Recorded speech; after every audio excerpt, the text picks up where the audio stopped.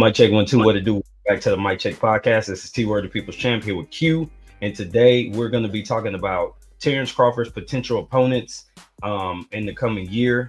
We're already a full month into 2024, and we don't have any announcements on what he's going to do this year. But at 36 years old, heading for 37, he's got to get active this year if he wants to finish his career on the upswing and take advantage of the momentum from a complete dismantling of Errol Spence Jr. in 2023.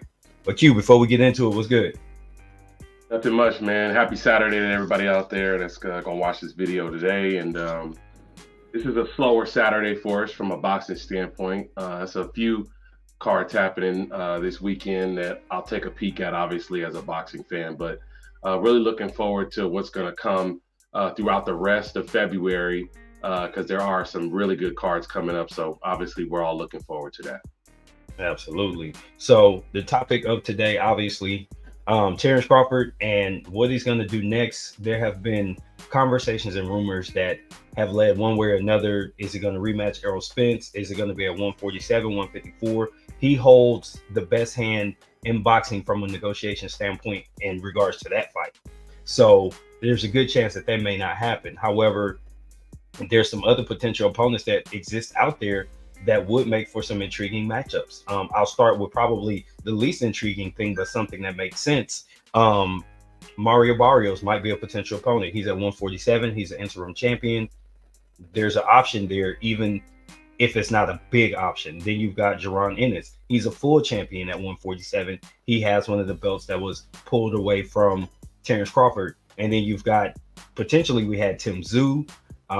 We've got several other people at 54. We've even got Jermell Charlo and maybe Canelo Alvarez. So there's so many different ways that he could go with this. But I'm going to throw it to you, and you kind of can pick and choose, who you might want to see him in the ring with and who you think actually has the highest potential. Yeah, so the five guys that came to my mind, and it's crazy to think this because a lot of people are kind of thinking that he's running out of options when we talk about Crawford, and maybe that's the reason why there hasn't been such a, an upswell or a quick announcement about who he's going to fight next. But I honestly think for me, there's five viable options. Three of them happen to all be with the PBC. The three that I'm talking about would be a Tim Tszyu fight. I don't think that Errol Spence is going to happen because I think that at this point, he's going to have the surgery, which he just finished having. He's going to need to recuperate from that. And I don't know that you want to go into a fight against a guy who already, dominated you coming off of another major surgery to another eye. So I don't know that that's necessarily likely. So if we take Errol Spence off the board, in my opinion, you're talking about Tim Tszyu, you're talking about Jermell, if he comes back at whatever weight that's at, whether that's at 154 with, I think he would still hold the WBC belt. I'm pretty sure the other three belts are going to get scattered because at this point, they're, I'm assuming, a couple of days away from stripping the IBF away from him. And then, awarding a vacant title to someone in the next couple of months at the 154 division. So you could fight Jermell for the WBC title. That's obviously going to be the most notoriable fight in that division. Tim Tszyu, like you mentioned, is a viable option. Canelo Alvarez is another option at 168. I think the other two options that aren't being talked about as much because they're not necessarily options that people have been asking for, but they are with teams that may possibly be willing to put the money up, is probably going to be him fighting Teofimo Lopez and staying at 147. If there's anything that can be made as far as a crossover appeal, a fight where you're talking about Teofimo wins his upcoming fight, and then there's an upswell to say, okay, well, this is a guy who has the right style from a matchup standpoint to fight against Crawford. While I don't think he has the size or the strength to do it, he may have the style to do it. And then the other one that I think that some people may talk about, depending on how this goes, and this wouldn't be a fight that could happen really, I don't think, until late this year, would possibly be a Conor Benn fight. Reason I say Conor Benn is because we all know that he's on the DAZN platform. We know that Terence has traveled before.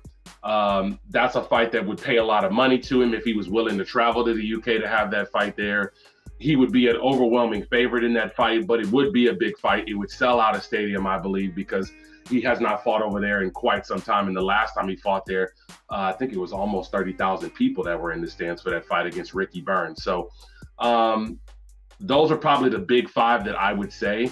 And then obviously I didn't mention him, but Boots is a possible option, but I don't think that the finances would be there for what not only what Boots would want, but also what Crawford would want to make that fight happen. Because that's probably of the matchups that we're talking about. That's probably top 2 or 3 most difficult fights that I believe he would have of the list that we're talking about. So if he's going to go into a difficult fight at the age that you're mentioning, I think he's going to want to be well compensated and guaranteed for that. And I don't know that PBC is going to be willing to do that right at this moment because they're still kind of trying to see how things are going to go with Amazon, with the upcoming fights that they want to do early on in their schedule.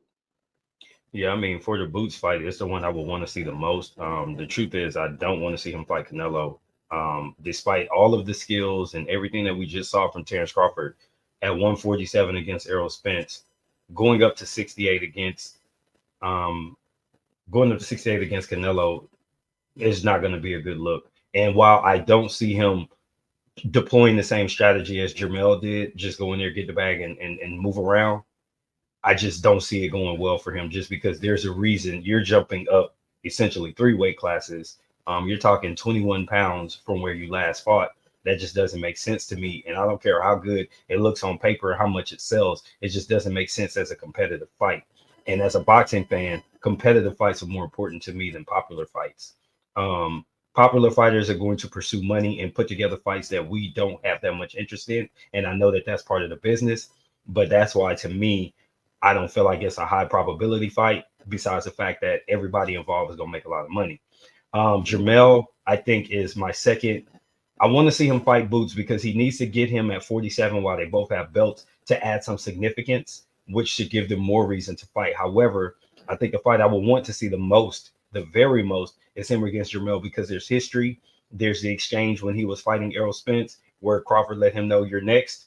And despite the fact that he had a poor showing against Canelo, I still would like to see Jermell come back down to 54, or they could do it at 57 or 58 or whatever and catch weight, because I'm not really concerned about the titles in that fight because Jermell and Terence will sell the fight to the casual fans to give it that big fight feel, which I think it deserves. But from a competitive standpoint, I think it's the most competitive fight. Boots is more difficult, but Jermell will be more competitive. Hopefully, you all understand what I'm saying there. And simply because Boots' style has some things in it that I know for a fact will give Terence Crawford issues, whereas Jermell's style is just, it would just be like a good back and forth. They're about the same size at this point. They're close to the same age. There's a lot of similarities there in that regard that make it where you just got two lions, two tigers, whatever you want to call it, two alphas in there going toe to toe. And I think they'll really be trying to hurt each other. Whereas with Boots, it's going to be both guys kind of not wanting to make a mistake because they know the other has the skills to capitalize. So if I got my wish list, it would be Jermell and Boots, but I feel like he would need to get the Boots first because he's not going to be able to go down unless they decide to meet at 54. So if we're going to recap this kind of just this topic as a whole, we've talked about the fights that we like. We've talked about the possible options that are out there for Crawford. What would you say, in your opinion, is the one you believe will happen, the most likely scenario? What is Terence Crawford's next fight? Because personally, I think he probably only fights once this year. Who do you believe that it'll be? It'll probably be Tim Tszyu later this year. That's what I was going to say. I was going to say that exactly. I think Tim Yeah. Tszyu is probably the most viable option. And there's 2 words that come to mind when I think about it: international TV. Those Yeah. are 2 words that come to mind. Yeah. I believe that Crawford is not too opposed to traveling. And I believe if he's willing to travel, while he is the A side, obviously, in that fight, I believe he makes more money if they do that fight in Australia, because I believe that there's not enough of a wave behind Tim Tszyu from a audience standpoint. While he's a very good fighter and he's making a great name for himself by fighting a lot of American fighters or American-based fighters, I believe that at this point, if that's the fight that happens, let's say this summer, I believe that that fight sells more and does more from a financial standpoint in Australia. And they can do it just like they've done, when they had his fights on Showtime. You do that fight on a Sunday afternoon. It's in prime time on Saturday night here in the States. And it's a big fight because it's the 4th division for him to win a belt in if Terence does win that fight. And obviously there's some legacy that comes with that, because then he would join that, that narrow crew, that elite crew of guys that have gone up at least 4 weight classes to become full world champions. Get up there with Manny and Floyd and Oscar and all them dudes.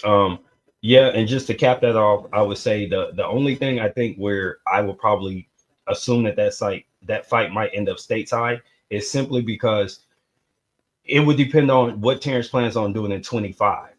If this is it, he's not going to make his final fight international. He's going to do it in Vegas because he's going to want everybody from Omaha that can afford to an opportunity to be in the building in his farewell fight, in his finale performance. So if they were to agree to a fight and it's going to be later this year, that location will tell you everything you need to know about the future of Terence Crawford going forward. I just don't think he would fight overseas if it's going to be his last one. But guys, you let us know what you think. Potential opponents for Terence Crawford. If it's Tim Tszyu, where do you think the fight will be? I mean, obviously, Q made a great point. Financials may overrule legacy, but we will find out if that ever gets agreed to. But drop your thoughts in the comments. This has been T, that's Q. This is the Mic Check Podcast. Until the next time, we're out. Peace.